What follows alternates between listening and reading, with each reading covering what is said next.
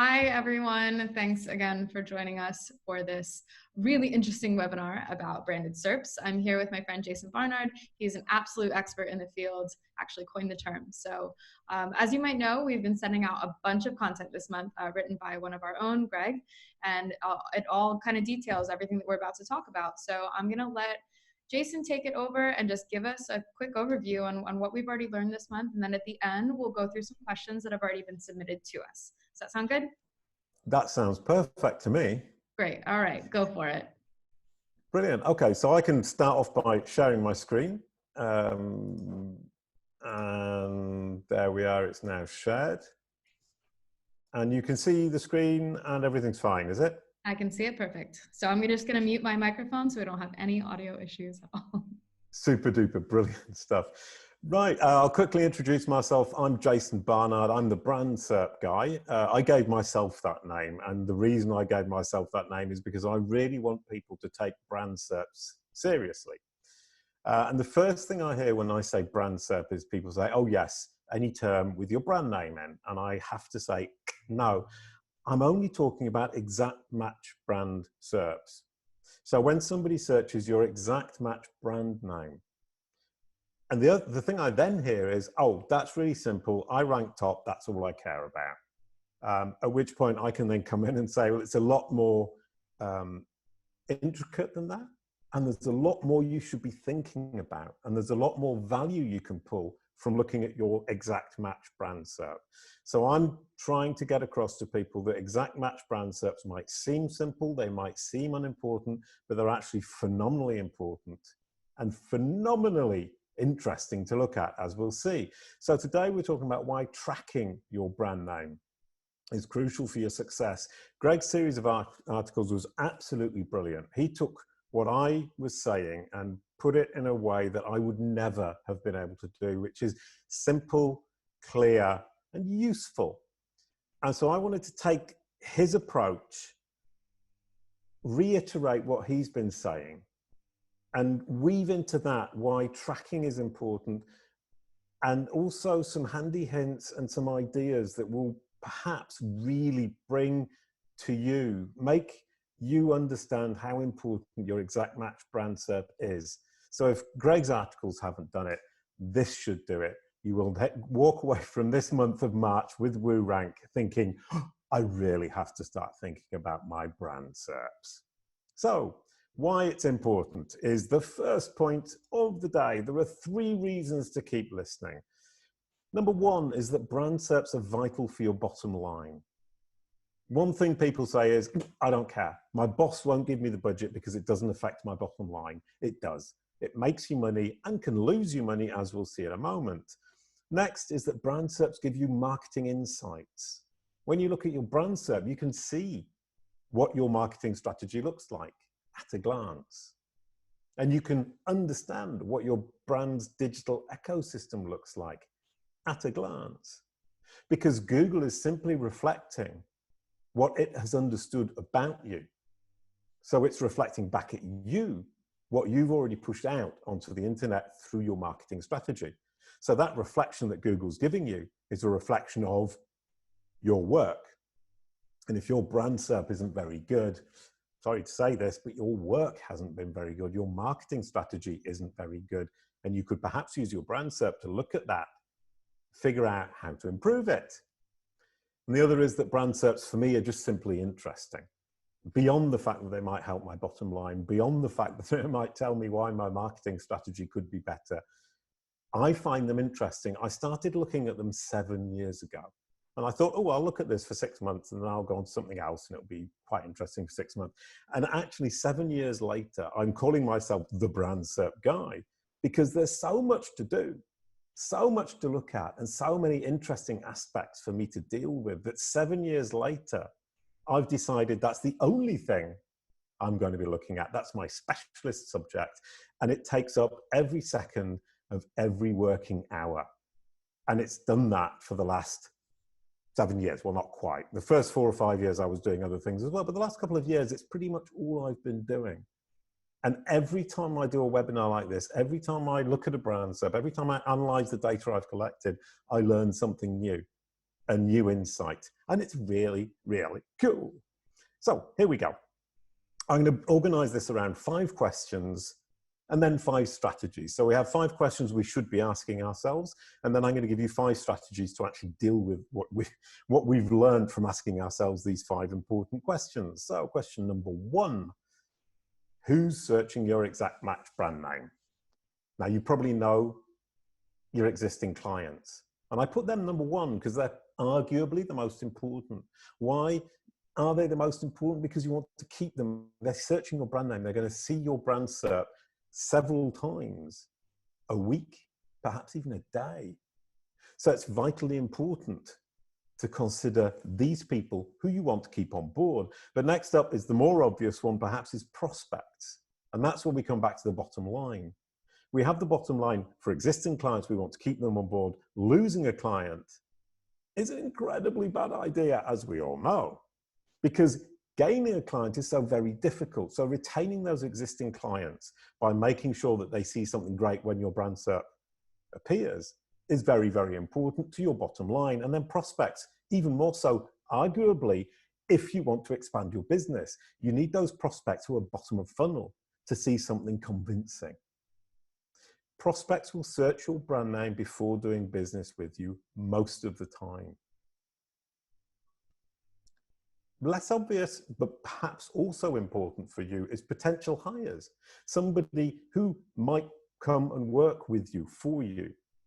They'll search your brand name. They'll research you to figure out if you're a great company or not. But also journalists before they write an article, or potential partners before they sign up with you to work with you long term. All of these people, and they are people, remember, will search your brand name and see your brand SERP before they move forward. So make sure what they see is great, because all of these people are either already doing business with you or they're thinking of doing business with you. All of these people, in short, really matter to your bottom line. Question number 2. Excuse me. I had to move the screen because I couldn't see which question number it was, and I was forgetting. I've only gone 1 and I'm now on 2, and I'd forgotten already that this is number 2. Why are they searching? They're navigating to you. That's the clients. Or they're researching you. Why would somebody navigate to you using your brand name as a search? Because we're getting lazy. We don't type brand.com. We don't bookmark. We just think, oh, I'll type it into Google and that'll get me there. So people are navigating more and more to your brand site, sorry, to your website using your brand name in Google. Or somebody is researching you, and that's actively looking for more information about you. People Google your brand name because they trust what Google shows them. Google knows the web. And so when they see that brand SERP, they think, that's what the world thinks of this brand. We trust Google's point of view. We trust what Google shows us. People will trust what Google thinks about you, and what Google thinks about you is reflected on your brand SERP. Question number 3, what do they see? Is it great? Is it rubbish? Is it positive? Is it accurate? Is it convincing?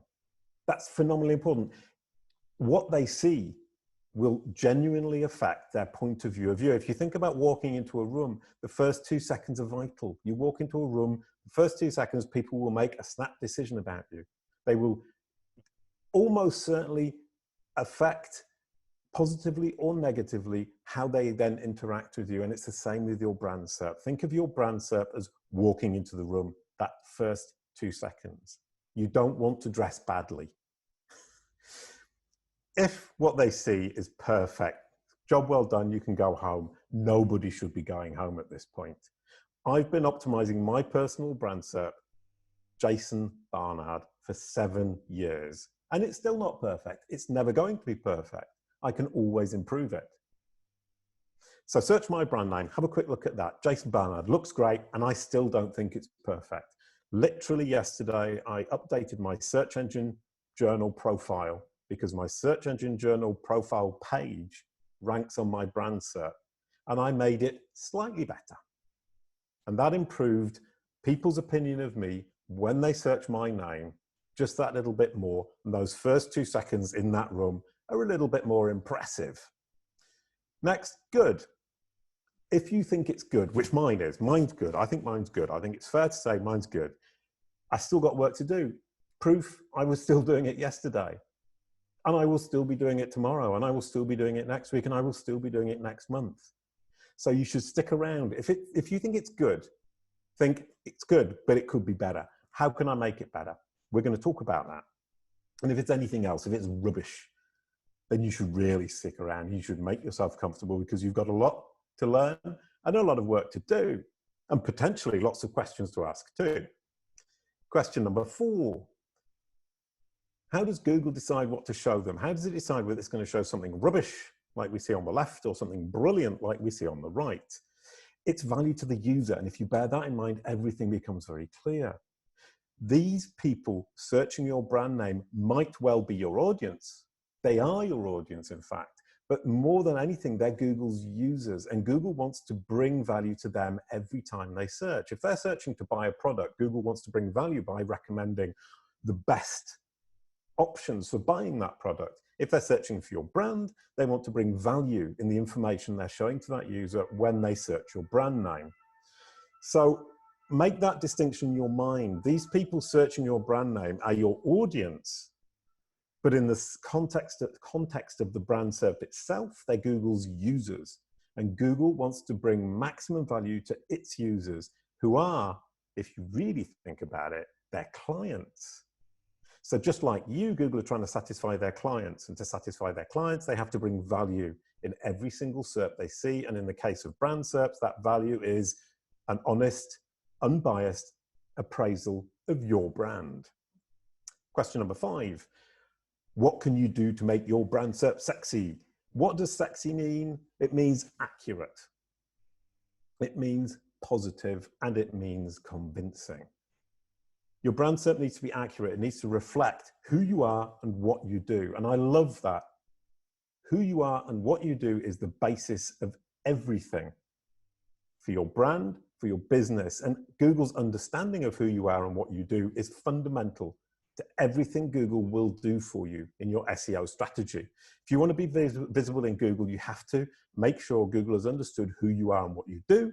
And then you need to make sure it has a positive opinion of you, because if it's going to present you as a potential solution to its user, as a valuable solution to its user, it has to have a positive opinion of you.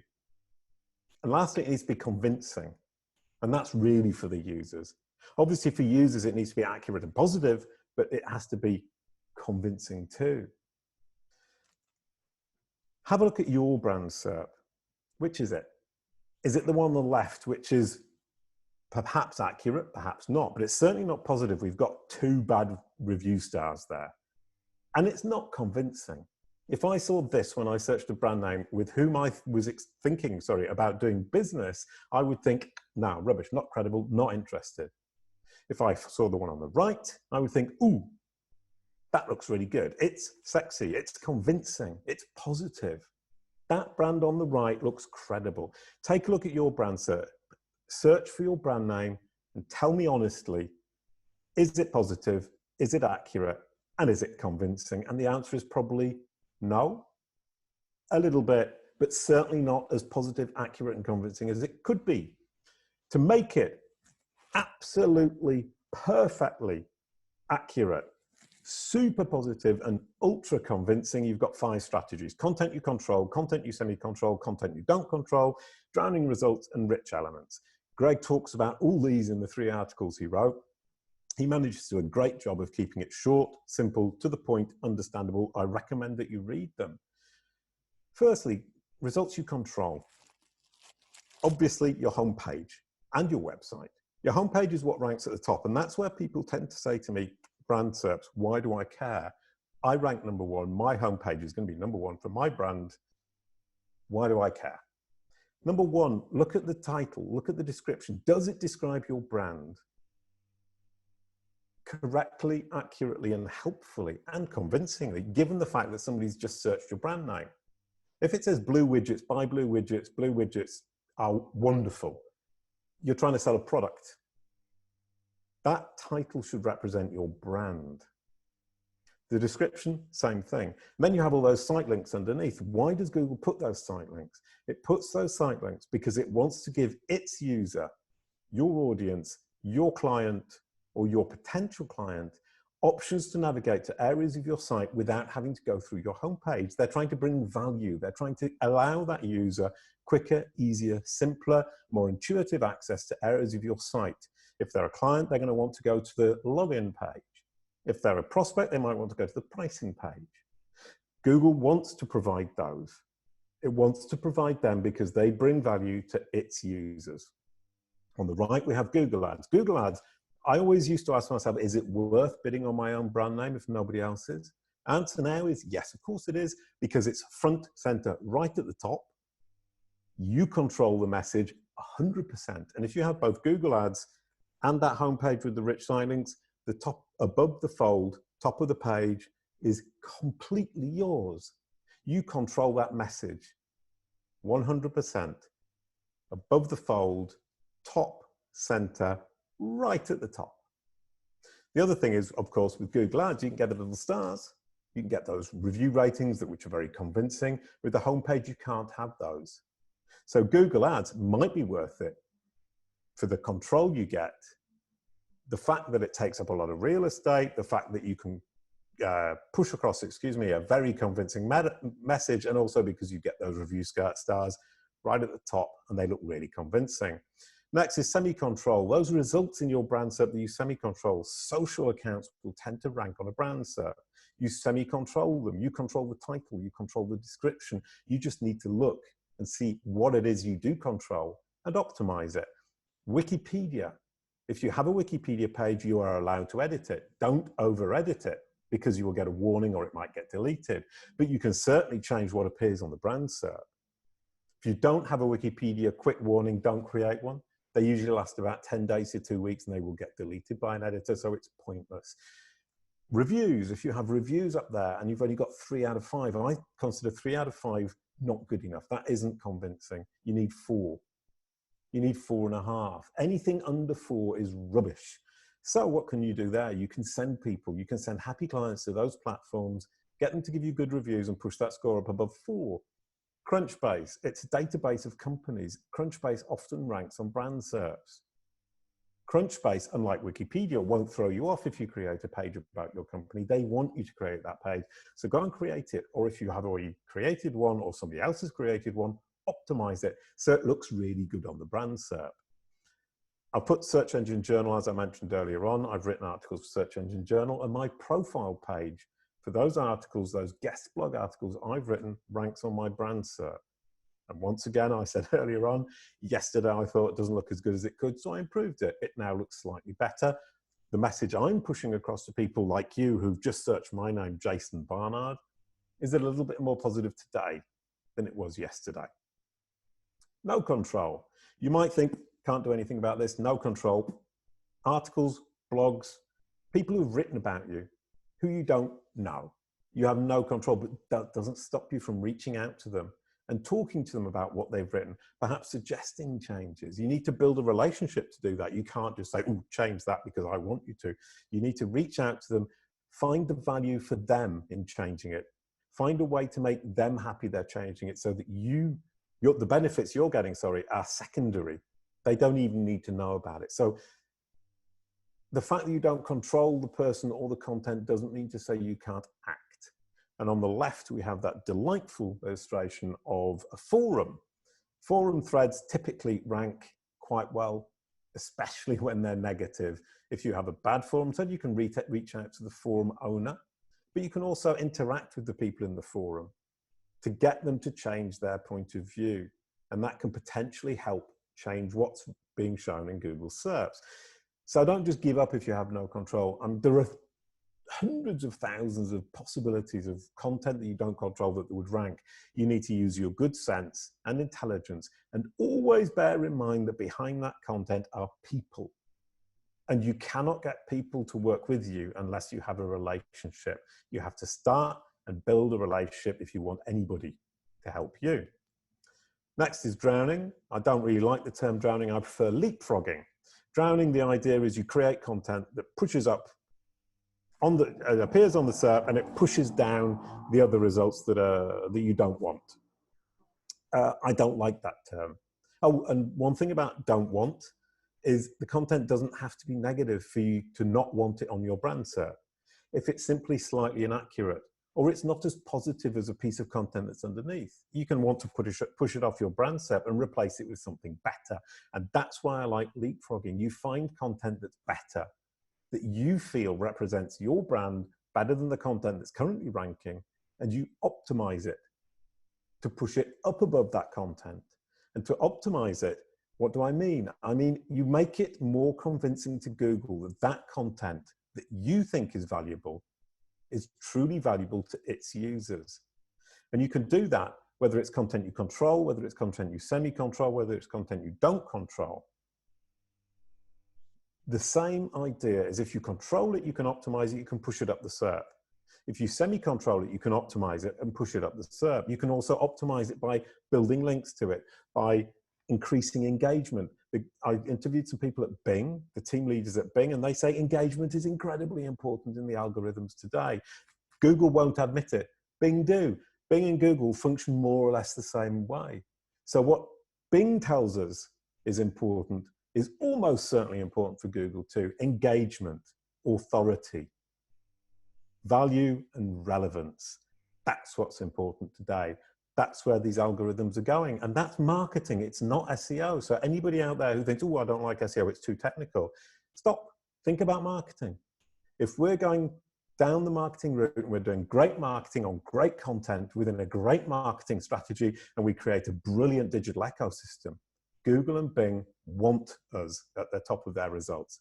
Google and Bing will put us at the top of their results because we bring value to their users who, if you remember, are in fact their clients. They want to satisfy their clients. You are their means to satisfy their own clients. So you need to prove that you can bring value to their clients. The last one for leapfrogging, back to leapfrogging. I've just gone a little bit off topic there with a theory or a wonderful piece of information that I love. I love that whole idea that we've gone from pure SEO, which was technical and cheaty and counting the number of words, to marketing and simply presenting our marketing to these engines in a manner that they can understand and that they appreciate.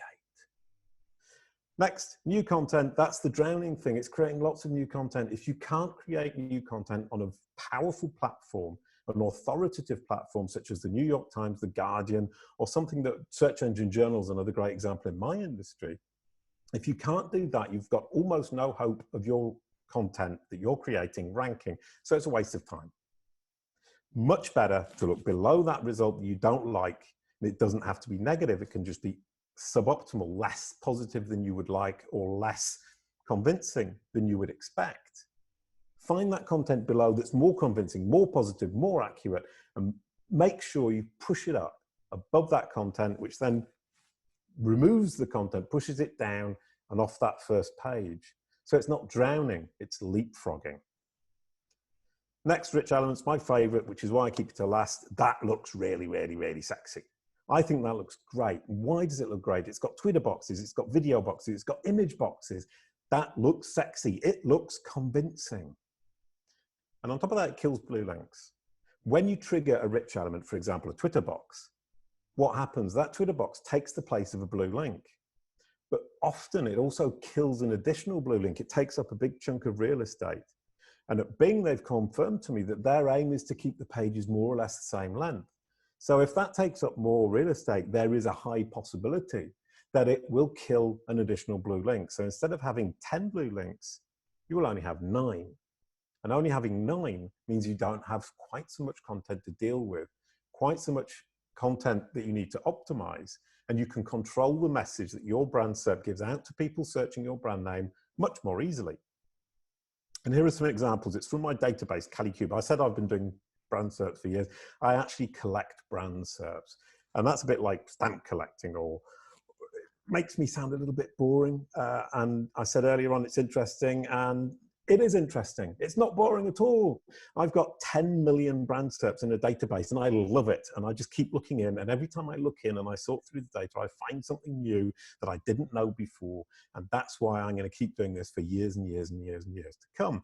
So in my database, 10 million brand SERPs, and I've got this data to share with you. Number one, we've got the site links, those rich site links. Only 45% of brands have got them.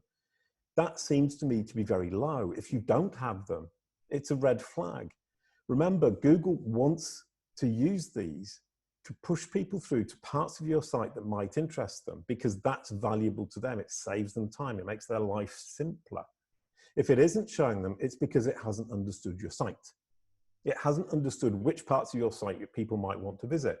That implies your site organization is bad. And it looks here, if less than half of brand SERPs have these rich site links, that means that most sites are badly organized. Next, the people also ask.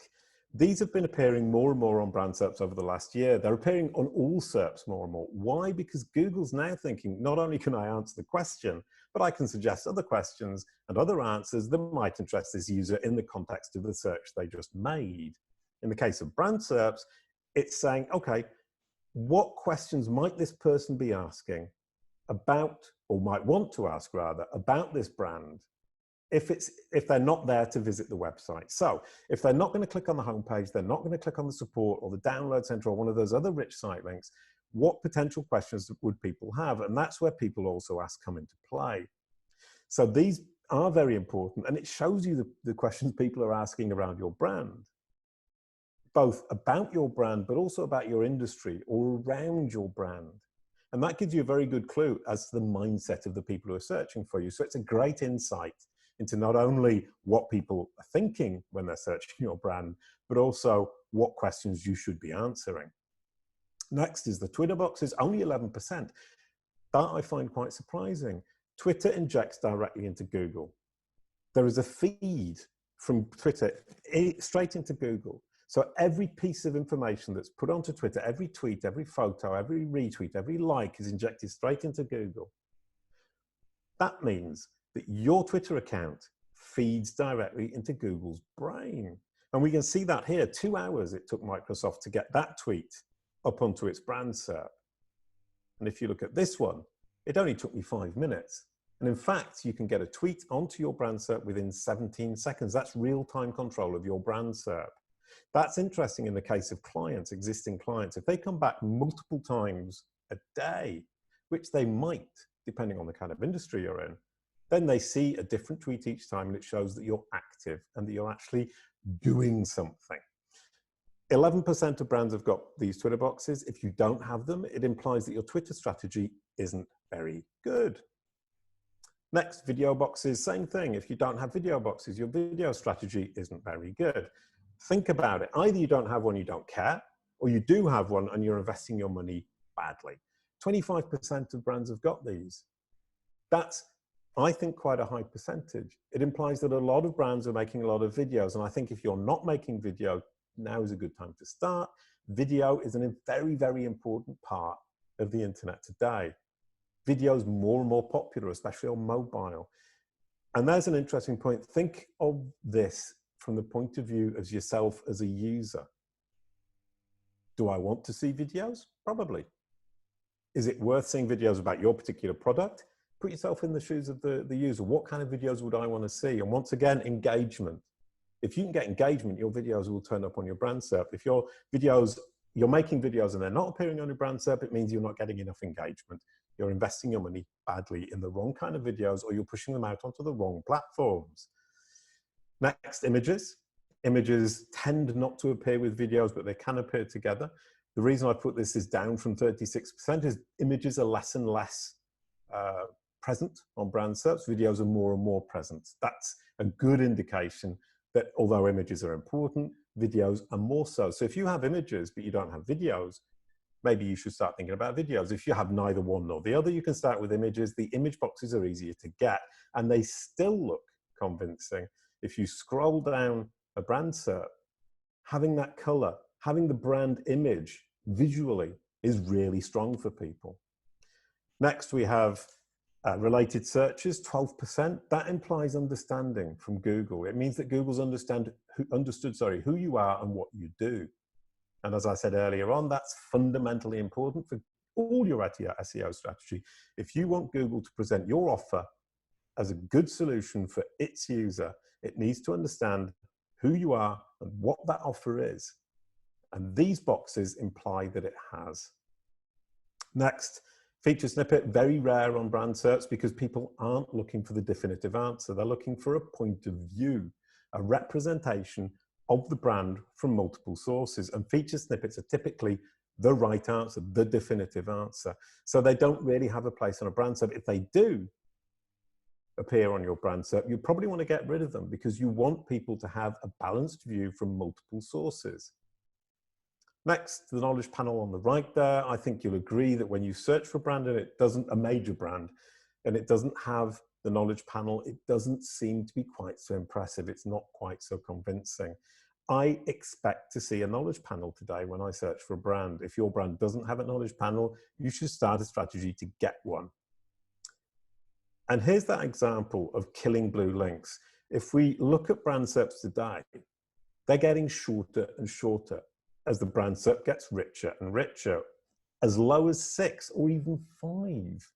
And even that one that I was showing with the feature snippet, it's 7. And when you've only got that number of results, A, it looks really sexy, very convincing, but you've got less other results to worry about. And the possibility, the probability that a bad article will rise up onto your brand SERP is much lower because there's less opportunity for it. So you're protecting yourself, you're protecting your brand name. So which will yours be? The one on the left, which looks pretty rubbish, or the one on the right, which looks glorious and sexy, accurate, positive, and convincing? I offer a tool, CaliCube. I'm tracking 20,000 brands. I offer you the opportunity to have your brand tracked and access to the data because I'm interested in tracking brands to understand more about brand SERPs so that I can investigate, figure out how all this works, figure out how to help you to help yourself with your own brand SERP. So track it, put it into my tool, track that brand SERP so that you can get visibility on what your brand SERP looks like across multiple countries. You can see United States, I actually track it across 6 different countries. And brand SERPs vary across countries. So if you're an international brand, it's interesting for you to see how that brand SERP might vary across different countries, and it varies considerably. So you want to track it. You also want to measure it, and the tool, the CaliCube tool, actually measures your brand SERP and tells you the percentage, how good it appears to be, how accurate and positive and convincing it is. Then you want to improve it, because once you've seen what's appearing, once you've measured, is it good or is it bad? Is it positive? Is it accurate? Is it convincing or not? Then you can start improving it and working on making it better and better and making that first impression that people have when they see that brand SERP better. There's the URL if you want to track your brand SERP. As I said, it's free. Adds to my data source, but you obviously can use it to improve your own personal brand SERP, looking at where it's good, where it's bad, how you can improve it, where you can make things better. And the last thing I would say is you might want to control it. The more you control it, the more you control your own brand message to those people searching your brand name. And remember, those people are either clients or bottom of funnel, or about to write this important article about you that's going to change your entire existence because the article's for The Guardian, the journalist is researching you. The more you control that brand message, the better your chances of convincing that person, whoever they might be, whoever they are. They're about to do business with you, or they're already doing business with you. So they're fundamentally important to your business and fundamentally important to your bottom line. And in this example, EasyJet have got control of pretty much everything. Thank you very much. Okay, great. I think we should get to some questions then. I had a lot of questions come in via email so that we can actually have a little question database for you here. So let's just start off with it. The first person's question was, what can you do if a competitor ranks a page under your brand name? Okay, this is a very, very clear example for drowning. Find better content underneath it, optimize that and push it above. And I think it's interesting to note that your competitor's opinion of you is always going to be biased. And Google doesn't want to show obviously biased results. It wants to show a reasonable, representative set of results. So Google's making a mistake. And that just means that the good content that you want to rank that is positive and is reasonable about your brand just hasn't been recognized as such by Google. So it's up to you to convince that content, Google, sorry, that that content is more representative, more valuable, and more helpful to its users. Well, perfect answer. I think that that's probably doable.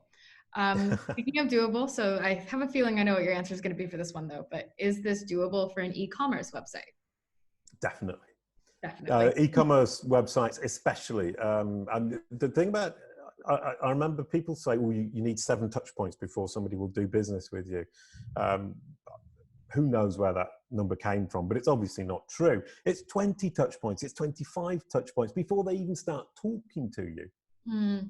Yeah. So before I actually buy from this e-commerce site that I've never heard of, I need to have seen them multiple times. And before I actually decide to buy, I'm going to search their brand name to double check that I'm making the right decision. And I think we all do that. We search Google to double check that we're making the right decision, even though we've almost certainly taken that decision already. Definitely. And e-commerce websites also will probably have at least an easier time getting those star ratings next to the blue links, right? Definitely, yeah. But do remember, you can't get the star ratings on your homepage. So there's no point in even trying. That's true. And you can also get star ratings for your brand on your own site. So if you want the star ratings, you need to make sure that other sites have those great ratings for you. Like G2. And once again, yeah, things like that. Yeah, and once again, Google made that decision. They made it in September, I think it was, in order to make sure that they're showing unbiased results. So we come back to that competitors question. They don't want to show you saying, I've got 5 stars out of 5, because it's obviously biased. They don't want to show your competitor saying you've got 1 star out of 5. Right. That's obviously biased. They want to show an unbiased review set of you. So e-commerce, brilliant, but make sure it's on a third-party platform. Gotcha. So next one this comes from Isaac, representing a company called Newelt. So they moved to a new office, deleted the old map location, but up to now, it's not been able to delete. So they keep seeing that it's under review. They tried contacting Google Maps and forums, but no help whatsoever. So I guess what's the easiest way to kind of force a deletion of inaccurate or outdated information? Well, unfortunately, I mean, I've seen this several times. If you delete it wrong, you say it's closed, it will hang around for years. What I found is that Google phone support and email support is actually very good. Google My Business, at least. They want those results to be accurate, and they are willing to spend an awful lot of time with you getting this sorted out. I've actually worked on this with several clients, not that specific problem. I sorted it out for one client. I had to go through Google support, and I used phone, I used email, I opened a ticket, and I used Facebook. Google My Business on Facebook are very reactive. They're very good. I also sorted this out for a client who had bad reviews. They had 5 bad reviews in one day. And they thought, we need to get rid of them because it's obviously my competitor attacking me. And what I did was, I went through them all. I Sherlock Holmes-like built a case. And I just stated, this is why I'm sure they're false. This person hasn't posted reviews before. This person has posted a review 500 miles away on the same day. That cannot be true. And they all got deleted because I went through Google support using a ticket system, and then I bullied them through Facebook. Which sounds rotten. I mean, but persistence. It's persistence. Let's not say it's build your case. Be very clear. Remember that they don't have context. They don't know who you are. They don't care who you are. There are millions and millions and millions of businesses out there. So you need to create the context, explain the situation, prove why they should do what you're doing, or what you're asking them to do, sorry. And you need to do that officially through a ticket with a ticket number, and then bully them through Facebook. Yep, makes sense to me. Okay, so just easy peasy lemon squeezy. Yes, Isaac, easy peasy. Okay, so sorry. The next one will be, what SERP features are the most important to be tracking? Long term, the knowledge panel. Okay. If you want your business to survive long term, Google needs to understand who you are, and the knowledge panel is a representation of that. That idea of who you are and what you do, and that Google understands who you are and what you do, and that you're the best, is fundamentally important to absolutely everything today. And that understanding is more and more the knowledge graph. So that knowledge panel becomes something, it's difficult to justify financially investing that time today. Mm-hmm. But if you forget to do it today, or fail to do it today rather, you're going to pay in the future. Sure. But if you want to impress your boss, which I think a lot of us do, Of course. getting the knowledge panel is great because it's so visible. I'm actually publishing an article on Search Engine Journal this week about how to create or get in the knowledge panel without having a Wikipedia page, which will be an interesting read for you. So go and read that. But that can take a little bit of time. Impressing your boss would be rich site links. Get those. You'll impress your boss because it looks cool. And you can show before and after. Always remember to take a screenshot before, so that you can say, this is how it was, that was the date, because we forget to do that. Video boxes, getting a video strategy going, that's actually relatively easy. If you've got a video strategy, you're saying, oh, you're putting this big budget into your videos, and here's a representation of those videos. That's being shown to all these people who are searching for us. And another interesting thing you can do is look in Search Console and isolate the number of brand searches there are every month, and show your boss how many people are searching the brand name compared to how many people are not or searching other terms around the brand, and saying actually 60% of the searches that we appear for in Google are for the brand name. And this suddenly becomes much more of a focal point for the boss, which wasn't quite the question that was initially asked. No, I think it's an interesting point. It's good. You always want to impress your boss. Okay, and then the next one would be, so best practices for crafting meta descriptions. Are there any good practices for your brand SERP in order to really gain more authority? Yeah, well, meta descriptions are famously not used in the algorithm by Google, but they are used by people in terms of what they click on. They will read the description. So the description is, who am I, what do I do, and why you as a user should be interested in me as a solution. So it's almost like a second advertisement, like an enticement for them to click through. So yeah, without being too salesy, because remember, they're searching for your brand name in this particular circumstance. So they know who you are generally. So you don't need to say, we sell blue widgets. They probably already know that. But you can say you need to include your brand name. You need to include a brief explanation of your overall job. You don't just sell blue widgets. You sell widgets, or you manufacture and sell widgets. I don't know. But what's my overall overriding business model? Who am I? What's my brand name? You need to have that in, or Google. That's an interesting point. If you don't put the keyword in the meta description, Google will ignore the meta description and go down in the page and pick something else out. And it usually picks something rubbish.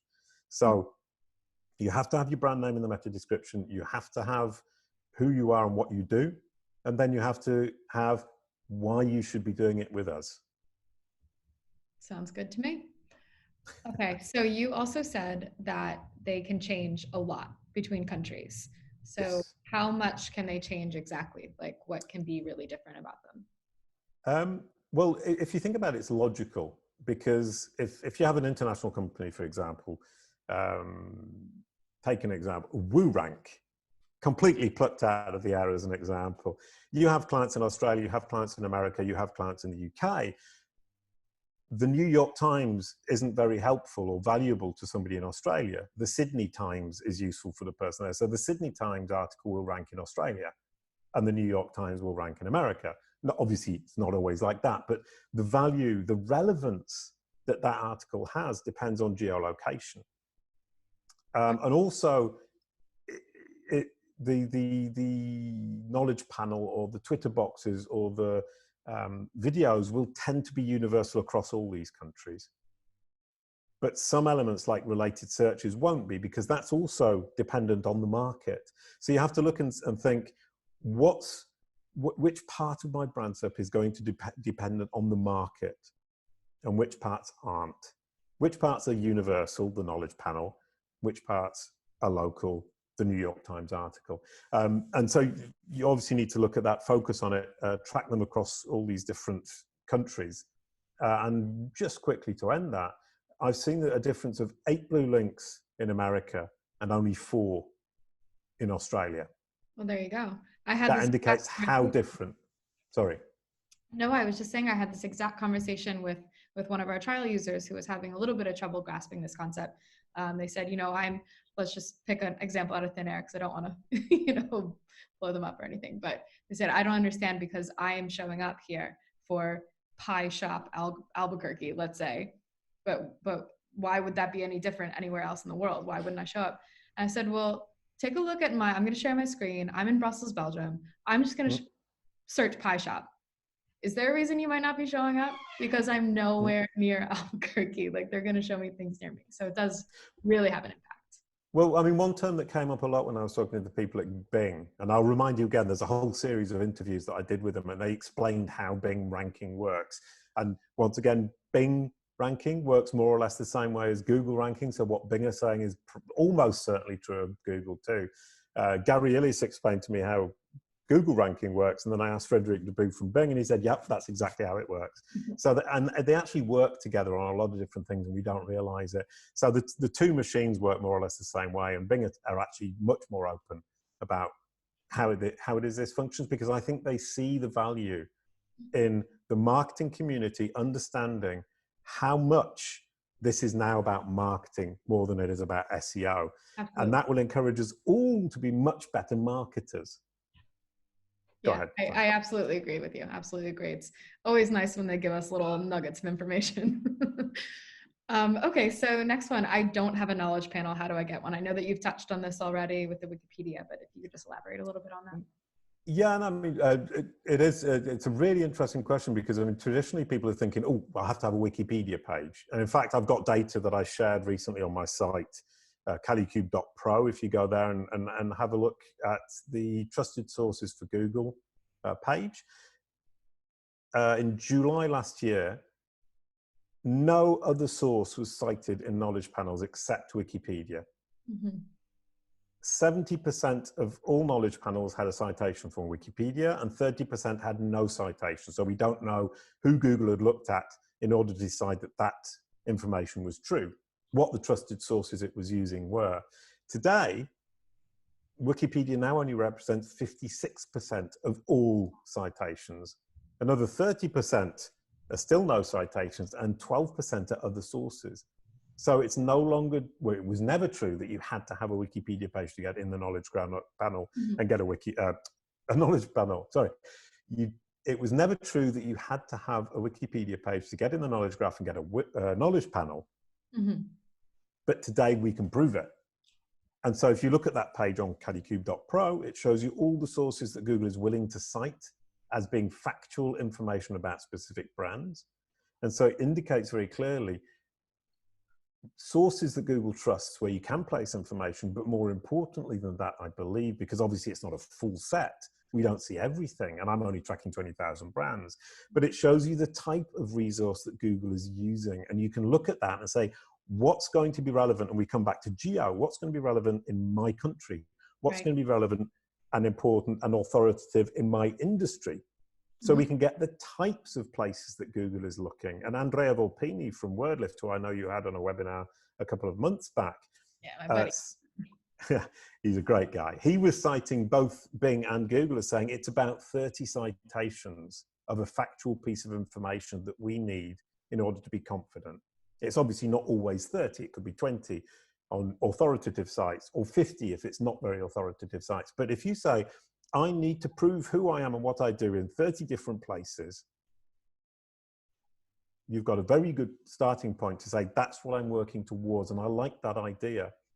I just need to find out figure out where I need to place those 30 confirmations, corroborations of the information of who I am and what I do. And I'll get a place in the knowledge panel. I'll also then get a place in the knowledge panel for my C-level employees, for my products, for all of these things will immediately bounce off. They all play into each other because it's all about related entities. Your brand is an entity, the C-level employee is an entity, your product is an entity. And the more Google understands each of those, the more confident it can become that it's got the right facts, and the more confident it will be when it actually shows those facts. So the knowledge panel for me is the focal point of any long-term digital strategy today. I think long-term is probably key there. Like, let's just remind everyone, probably can't get into the knowledge graph overnight, but yeah, definitely, I agree with you. Certainly worth the effort because it will pay off. If you start building today, you're going to get in much sooner than your competitors, and then you have a definite competitive advantage. Absolutely. Okay, so we have another one about negative articles, but I think that we've already kind of covered that with the drowning or leapfrogging technique. We have Thank you. a topical one right now. So how will COVID-19 impact these strategies? Well, in fact, it doesn't. Simply in the sense that people aren't specifically searching. Well, obviously, specific brands may well be affected by this because they're affected by COVID directly, or they're working directly on COVID. A pharmacy company, for example, that their brand SERP might be very affected very temporarily. But I think that's kind of edge case. But for most brands, COVID isn't going to make any difference to their brand SERP.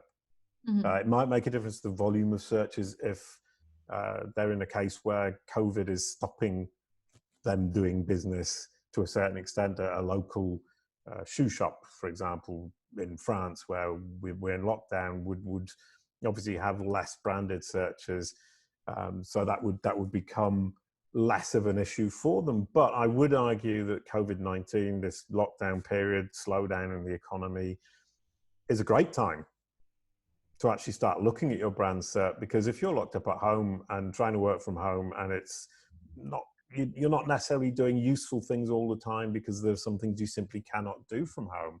One very useful thing you can do, look at your brand SERP, figure out how you can improve it so that when it does, the economy does restart, shall we say, you're in a great place.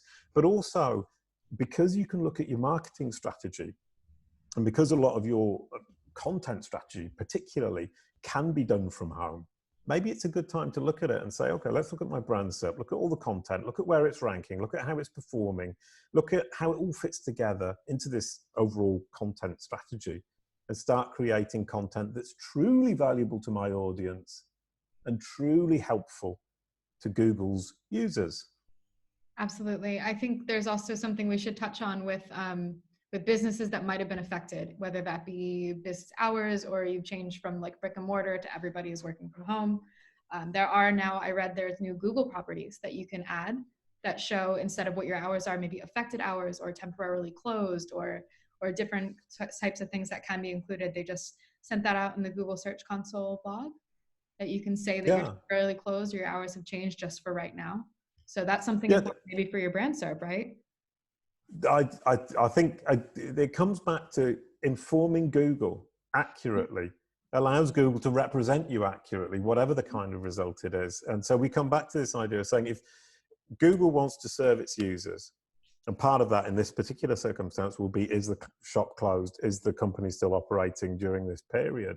And making sure that the information you're providing to Google is up to date and that it's corroborated on your site. And that's really important, that whatever you're telling Google through Search Console or through another format is represented the same way, the same information on your site, because Google's reference for you remains your site. Once it's understood which your site is, which site corresponds to which brand, it will always go to the site to find the information first and then spread out to corroborate it, to find the corroborating evidence. So once again, coming back to the idea of saying, remember that your site is the reference, and that communicating accurately to Google, starting with your site, is the only way you can get Google to communicate accurately to your audience, who are its users.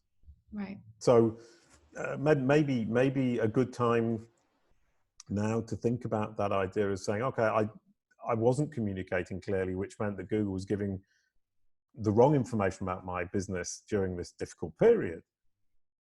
Lesson learned, from now on, I'm going to communicate quickly, clearly, and effectively, or something like that. So I was trying to find three. It was clearly and effectively was what I was really looking for. No, it definitely makes sense. And I think you touched on a really good point as well, that this is not forever, the situation that we're in. I mean, it seems like it's going to last forever. They keep extending the amount of time that we're going to be kind of inside, but it's not forever. And you do want to come out of this maybe if you have extra time in your hands, your brand SERP improved, your technical SEO improved, your keyword research is maybe just slightly better, you've outranked your competitors by 1 or 2 spots. Like, use this time to do something valuable with your website and re-optimize and really take a look at how you're performing. Yeah, I'm just thinking back to what I was saying earlier on, the search engine journal page. I only optimize it because I had some time. Right.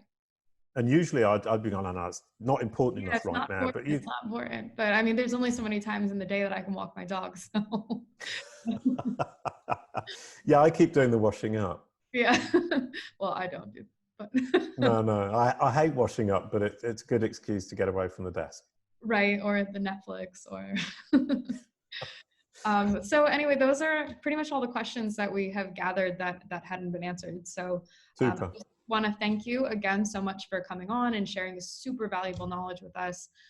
Everyone who's watching, if you hadn't had a chance to read through the articles that we have, need a little bit more context, those are all below. You can see the links right below the video. If we didn't get to your question or we didn't answer something that you really, really desperately want to know, you can add that in the comments, or you can email me directly.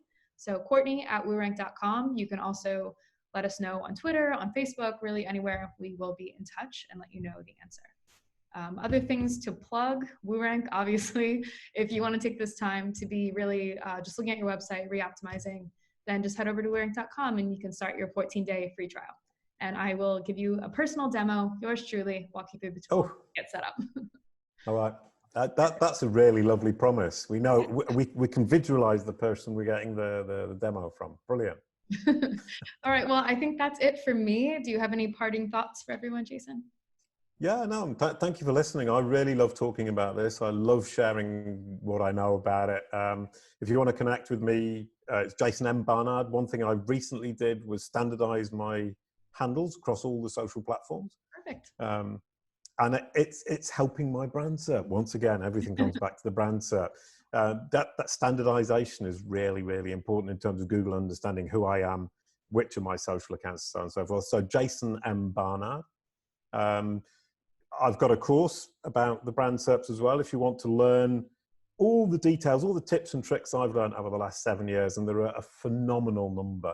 I've actually got I think it's 12 hours of video written that I haven't yet recorded. I've already recorded about 5 and I'm planning a further 10. So it looks like it's going to be 22 hours of video of me explaining every tip, trick, and what's another word for it? Tip and trick for improving your brand SERPs to make them, oh, can I say it one more time, please?